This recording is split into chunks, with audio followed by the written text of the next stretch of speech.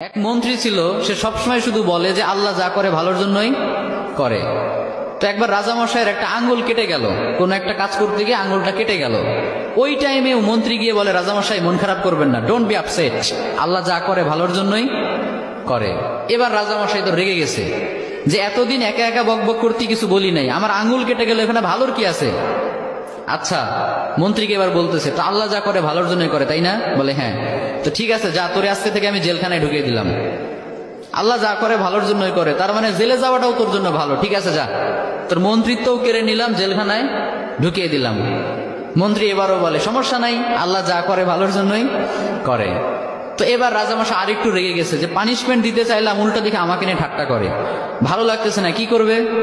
রেগে মেগে কয়েকটা লোক নিয়ে, তার সাঙ্গপাঙ্গ যারা আছে ওদেরকে নিয়ে জঙ্গলে চলে গেছে শিকার করার জন্য। কি করার জন্য? পশু শিকার করার জন্য। তো পশু শিকার করছে করছে, ইন দ্য মিন টাইম কয়েকটা লোক তাদের উপর হামলা করলো। এরা হলো জঙ্গলি মানুষ, এদেরকে কি বলে? জঙ্গলি মানুষ, বুঝতে পারছেন? মানে এরা জঙ্গলি, ওদের উপর হামলা। এই হামলা দেখে বাকি যারা ছিল রাজামশাই বাদে সবগুলা ভৌদৌড়, এক ধরে পলাই। চাচা আপন প্রাণ বাঁচা, নিজে বাঁচলে বাপের নাম, রাজামশাই মরলে মরুক, আমরা বাঁচি। আর রাজামশাই তো সুখে শান্তিতে বসবাস, দৌড়ানোর প্র্যাকটিস নাই। ওই আল্লাহর বান্দা একটু দৌড় দিতে না দিতে ধরা পড়ে গেছে।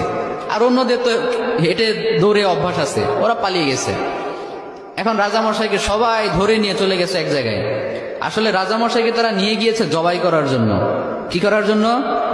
তাদের বিশ্বাস মতে প্রত্যেকটা বছর তারা তাদের দেবদেবীর উদ্দেশ্যে একটা করে মানুষ উৎসর্গ করে। তাদের ধারণা হচ্ছে একটা করে মানুষ যদি আমরা প্রত্যেক বছর উৎসর্গ করি দেবদেবীদের জন্য, তাহলে পুরো বছরটা দেবদেবীরা আমাদেরকে সিকিউরিটি দিবে, নিরাপত্তা দিবে। তো ওই কারণে রাজামশাইকে নিয়ে গিয়েছে, শুয়ে দিয়েছে, জবাই করবে। এখন যেই না জবাই করতে যাবে, ইন দ্য মিন টাইম একজন চিৎকার করে উঠে বলে, স্টপ, থামো, একে দিয়ে হবে না। কেন, কি সমস্যা? বলে, খেয়াল করে দেখো, এর একটা আঙ্গুল কাটা। সুবহানাল্লাহ পড়বেন না? আমাদের দেবদেবীদের জন্য উৎসর্গ করতে গেলে একেবারে পারফেক্ট মানুষ লাগবে, যার কোনো খুঁত নাই, কোনো খাত নাই। এই লোকের তো একটা আঙ্গুল কাটা, একে দিয়ে আমাদের কাজ হবে না, ওকে ছেড়ে দাও। সুবহানাল্লাহ পড়েন। রাজামশাইকে ছেড়ে দিল। রাজামশাই খুশিতে এক দৌড়ে এসে জেলখানায় এসে মন্ত্রীকে বলে, মন্ত্রী মশাই, আপনি ঠিকই বলছিলেন, আল্লাহ যা করে ভালোর জন্যই করে। কিন্তু একটা জিনিস আমি এখনো বুঝলাম না, আমার আঙ্গুল কাটার কারণে না হয় আমি বেঁচে গেলাম, তার মানে আল্লাহ যা করে ভালোর জন্য করে, বুঝলাম। তা আপনাকে যে জেলখানায় দিলাম, এখানে আপনার কি ভালো, এটা তো বুঝলাম না। মন্ত্রী মশাই বলে, রাজামশাই এখনো বুঝেন নাই? আচ্ছা বলেন তো, আমি যদি আজকে জেলে না থেকে বাইরে থাকতাম, আপনি শিকার করতে কাকে নিতেন সাথে? বলে, তোমাকেই তো নিতাম। তো আমি যদি আপনার সাথে যেতাম আর আমাদের উপর যদি আক্রমণ হতো, আমি কি আপনাকে রেখে পালাতে পারতাম? আমি তো আপনাকে নিয়েই পালানোর চেষ্টা করতাম। ফলে দুইজনই যদি ধরা পড়তাম, আপনার আঙ্গুল কাটার কারণে আপনাকে তো ঠিকই ছাড়তো, কিন্তু আমারে তো কোপা সামসু কোপা, কারণ আমার তো শরীরে কোনো খুঁত নাই। তার মানে আল্লাহ আমাকে কয়েক ঘন্টার জন্য জেলে ঢুকিয়ে চিরস্থায়ী মৃত্যুর হাত থেকে বাঁচিয়েছে, পড়েন সুবহানাল্লাহ।